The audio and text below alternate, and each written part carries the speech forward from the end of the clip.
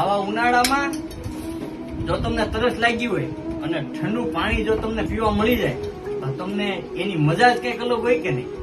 કઈક એવું જ આકાશમાં ઉડતા પક્ષીઓનું છે સાહેબ. એ આપણી જેમ બોલી તો નથી શકતા, પણ તરસ એને આપણા જેવી જ લાગે છે. તમે મોટા મોટા ચબૂતરા ન બંધાવી શકો તો કઈ નહીં, પણ તમે તમારા ઘરમાં આવું નાનું અમથું કુંડું તો એક બાંધી શકો ને. એ કુંડું બાંધવાથી તમારા ઘરની આસપાસ રહેલા પક્ષીઓ એની તરસ છીપશે અને એ જ પક્ષીઓના મીઠા કલરવથી તમારા ઘરની રોનક વધશે. ચાલો મિત્રો, આપણે એક નિયમ લઈએ કે આપણે બધે પોતપોતાના ઘરે આ ઉનાળામાં બધા કુંડું બાંધીએ અને પક્ષીઓની તરસ છીપાવીએ. બને ને તો આ વિડીયોને તમારા 5-10 મિત્રોને શેર કરી દો, જેનાથી જો તમારો એક પણ મિત્ર જો ઘરે કુંડું લગાવશે ને તો નીચે વાળો તો રાજી નહીં થાય, પણ મારો ઉપર વાળો જરૂરથી રાજી થાય. શેર કરજો.